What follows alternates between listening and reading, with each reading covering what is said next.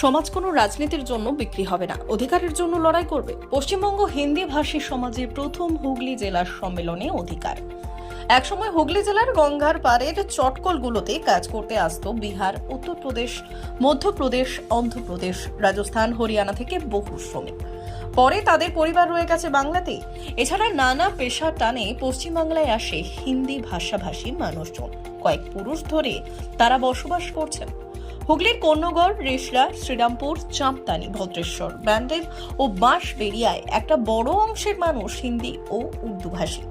বাংলা পক্ষের মতো সংগঠন হিন্দির বিরোধিতা শুরু করায় প্রমাদ গুনতে শুরু করে হিন্দি ভাষীরা।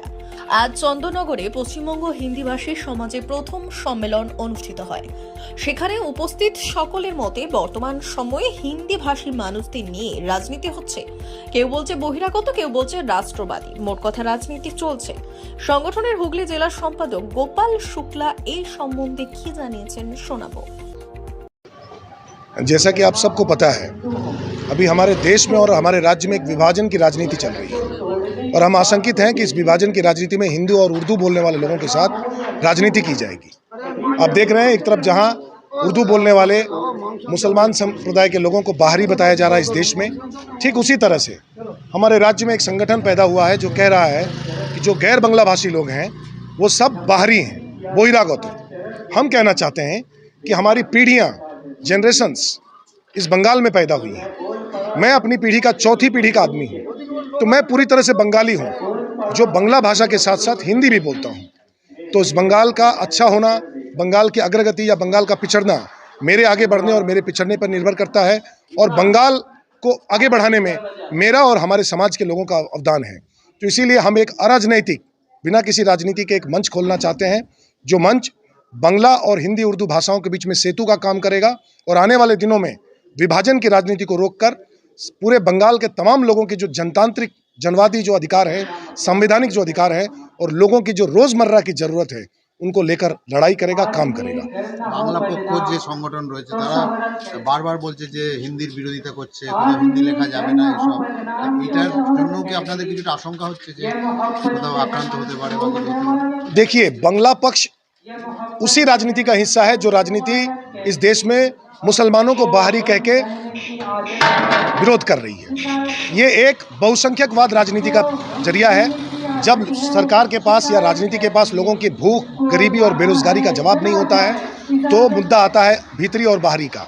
बांग्ला पक्ष जो है वो मेरे ख्याल से यहाँ के शासक जो वर्ग है उनकी एक राजनीति का हिस्सा है, जो बंगाली भाषा के और गैर बांग्ला भाषा के लोगों के बीच में एक खाई खड़ी करके, चूँकि बंगाल में 70% जो है वो बांग्ला बोलने वाले लोग हैं, इसीलिए बंगाल के लोगों की भूख, गरीबी, बेरोजगारी, किसानों के फसलों के दाम, महिलाओं की इज्जत, स्वाधीनता, इन सब मुद्दों से भटक कर बंगाल और बंगाल के बाहरी लोगों की लड़ाई का एक छद्म युद्ध तैयार करना चाहते हैं, जिसके जरिए वो अपनी राजनीति छीनना चाहते हैं। लेकिन हमारा कहना सीधा है कि सबकी रोजी रोटी, रोजगार और जनवाद, सबके जनतांत्रिक अधिकार, इन अधिकारों के सिवा ये नाटक नहीं चलेगा।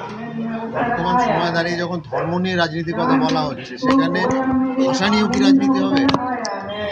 देखिए, मैंने कहा आपसे कि धर्म और भाषा दोनों के नाम पर ये बहुसंख्यकवाद, मेजोरिटोरियन पॉलिटिक्स चल रही है। एक तरफ देश में हिंदू संप्रदाय के लोग ज़्यादा हैं, इसलिए उनके नाम पर हिंदूवाद की राजनीति चल रही है। ठीक उसी प्रकार चूँकि बंगाल में भाषा के लोग ज़्यादा हैं, बांग्ला भाषा के लोग, तो बंगाल में बांग्ला भाषा के नाम पर राजनीति हो रही है। लेकिन हम कहना चाहते हैं कि राजनीति का अर्थ है लोगों की भलाई, राजनीति का अर्थ है अपनी प्रजा को अच्छा रखना। इसीलिए प्रजा की रोजी रोटी, रोजगार, शिक्षा और जनवादी अधिकार, इनको सुनिश्चित करने के लिए राजनीति करना होगा। ये बंगाली और बंगाल के बाहरी लोगों की राजनीति नहीं।